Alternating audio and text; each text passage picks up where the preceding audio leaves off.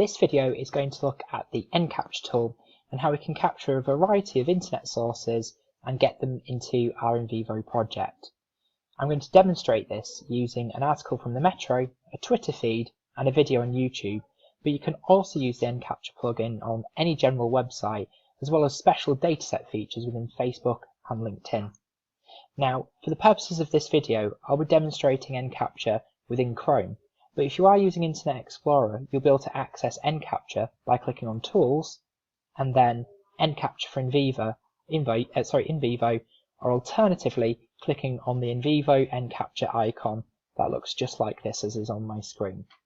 So if I close Internet Explorer, open up Chrome, you can get a feel for what it looks like within Chrome.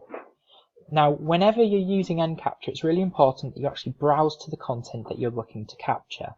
So if this is a web page, you need to go to that particular web page that has the content on for you to be able to capture that. So in the case of my Metro article, I head to the Metro website and I find the particular page that I'm looking for. Once I've navigated to it, I can then click on my NCapture for NVivo button. Within Chrome, you'll find it on the top right in your app area, and it will load up this dialog here. Now, for any general website, there's two main options that I could choose. I can actually capture the web page as a PDF or the article as a PDF. If I select web page as a PDF, it will capture the entire article and the entire web page, including navigation, ads, and links around it. If I select article as a PDF, NCapture will try its best to just take the text of the article, the title, and any pictures associated with it. So it won't capture the whole page, but just the article. This doesn't work all of the time, so I'm just going to click Capture as a web page and then click Capture. What this will do is it will capture the page and it will store it in a separate holding area where we can later bring it into NVivo. So that page is now captured and we could open it in NVivo. Before bringing that into NVivo, however, I'm going to look at how we would capture a Twitter feed. So once again, I go to the website and I navigate to the particular thing that I want to capture. In this case, it's the whole Uni Library Twitter feed.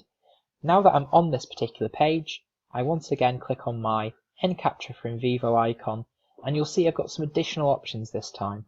So instead of capturing it as a PDF, I could capture it as a dataset either with or without retweets. In this case, retweets are important for my research, so I'm going to capture it as a dataset including retweets and click Capture.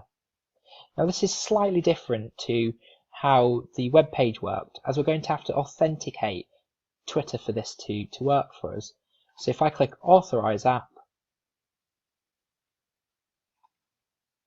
it will take us back to Twitter page, and I'm just going to go into there again and capture it as a dataset.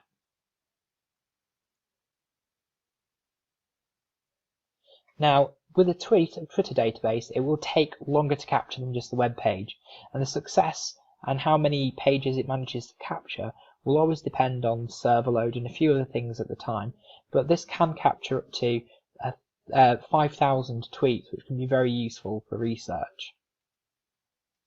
The final plugin I want to show you is if I head into YouTube here, once again, click on the NCapture for NVivo option, and you'll see I've got the option to capture the video and comments, or once again a web page as a PDF.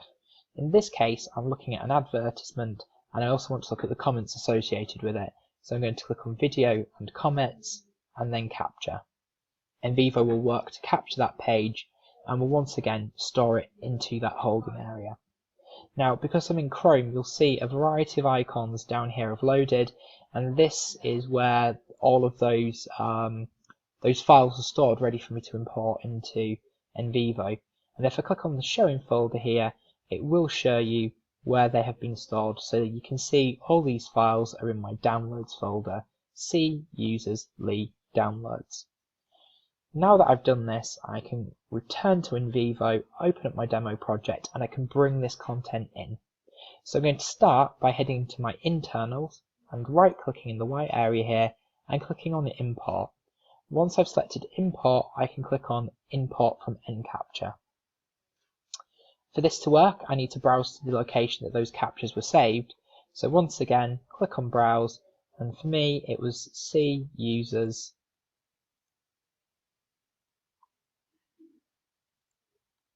successfully, and then it was downloads.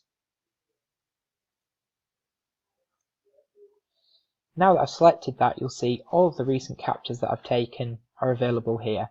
I'm going to untick these two as they're previous ones that I've taken. Once I've selected the ones I want to bring in, I can click on import, and NVivo will work to bring that content within my project.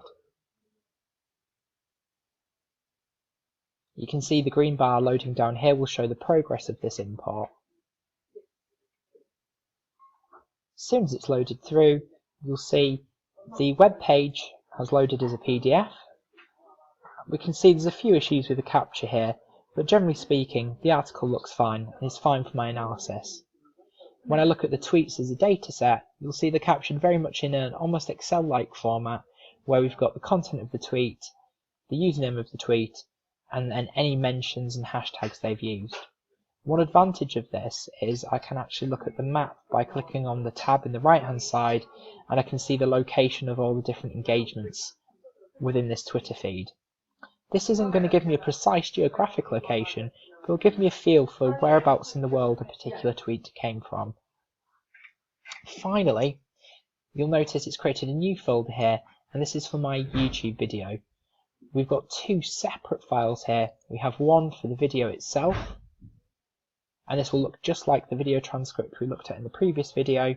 I can play the YouTube player here, I can transcribe on the right if I wish to, and I've got the timeline across the top. Finally, here are all the comments from that YouTube video, captures the dataset, and I can click on this maps option here, and once again it will give me a broad geographic location of where those comments came from, assuming a user was signed in when it was made. In the case of this video, unfortunately no location information is available. Hopefully this was a useful video to show you how to use NCapture.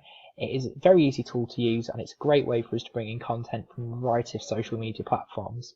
Whenever we're doing any form of NCapture captures from social media, it's really important we consider the ethics as part of that. You might be privileged with the content that you have access to on social media, so you must make sure any participants or any content you're taking you have permission for, if acceptable.